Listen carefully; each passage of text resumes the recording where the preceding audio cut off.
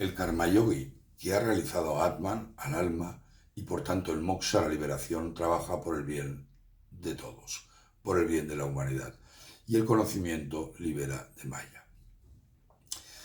En el verso 17 del capítulo 3 sobre el karma yoga del Bhagavad Gita, Krishna reafirma la importancia de que el hombre haya realizado Atman, el Atman Jnana, es decir, el sabio liberado. Y os leo este verso.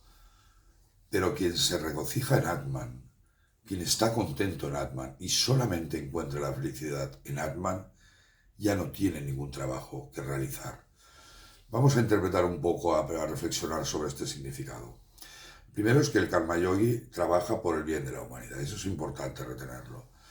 Y excepto para el Paramahansa, como por ejemplo Sri Ramakrishna, que ha experimentado directamente al Ser Supremo, el Paramayana, para todos los demás hombres el karma yoga es inevitable.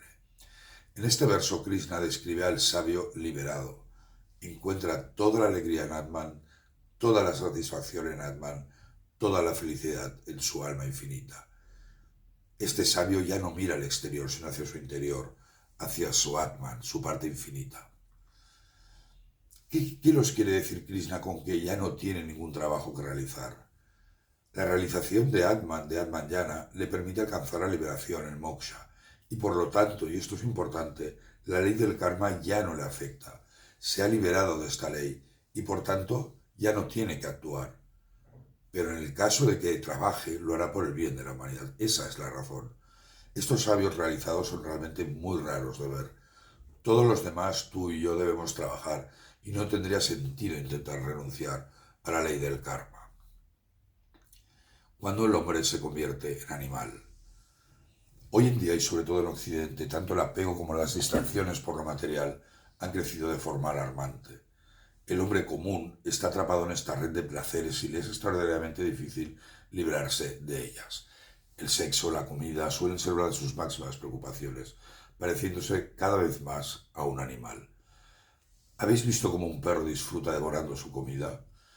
El perro no tiene muchas más aspiraciones y el hombre atrapado en esta red tampoco.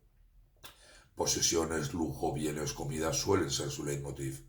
Este hombre ha perdido la verdadera alegría de ser persona y de ser realmente feliz. Según el Vedanta, debemos discernir entre lo real y lo irreal. Todo lo que está sometido al espacio, al tiempo y a la ley de causalidad, o dicho de otra manera, todo el conjunto de nombres y formas que componen este infinito casi universo creado por Maya, son por su propia definición efímeros, son finitos, traen alegrías pero también disgustos. Y esto, amigo mío, es inevitable. Sin embargo, el sabio, anclado en esa parte infinita, en su parte real, en su Atman, al que ya no le afectan ni nombres ni formas, es feliz. Por tanto, podríamos deducir que Jnana, el conocimiento, libera de Maya. Es decir, solo el conocimiento permite al hombre eliminar su ignorancia y vivir verdaderamente feliz. Atman siempre ha sido y será libre y feliz. Atman nunca ha sido creado. Atman no tiene sexo. Atman ni se puede cortar ni quemar. Ni el viento la seca, ¿no? Como dice el Gita. Por tanto, Atman es libre y feliz por naturaleza. Atman, por su propia definición, es siempre feliz. Y esto es conocimiento. Esto es Jnana. La ignorancia consiste en creer que la verdadera felicidad está en el exterior. Yo quería compartir es un poquito largo el comentario de Swami Vivekananda, pero es muy aclaratorio. Y decía, y os leo, aquel cuya alegría está solo en sí mismo, cuyos deseos están solo en sí mismos, han aprendido sus lecciones. Esta es la gran lección que tenemos que aprender a través de miríadas de nacimientos y cielos e infiernos. Que no hay nada que pedir, desear más allá de uno mismo. Como dice el Gita, aquel cuya devoción es por Atman, aquel que no quiere nada más allá de Atman, aquel que sea satisfecho con Atman, ¿qué trabajo le queda por hacer? El comentario es un poquito más largo, no lo veremos aquí, si lo queréis lo tenéis en nuestra página web.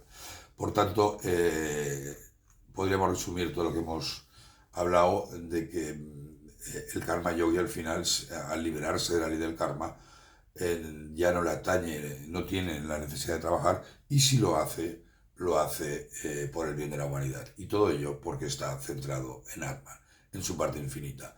Muchas gracias, Namaste.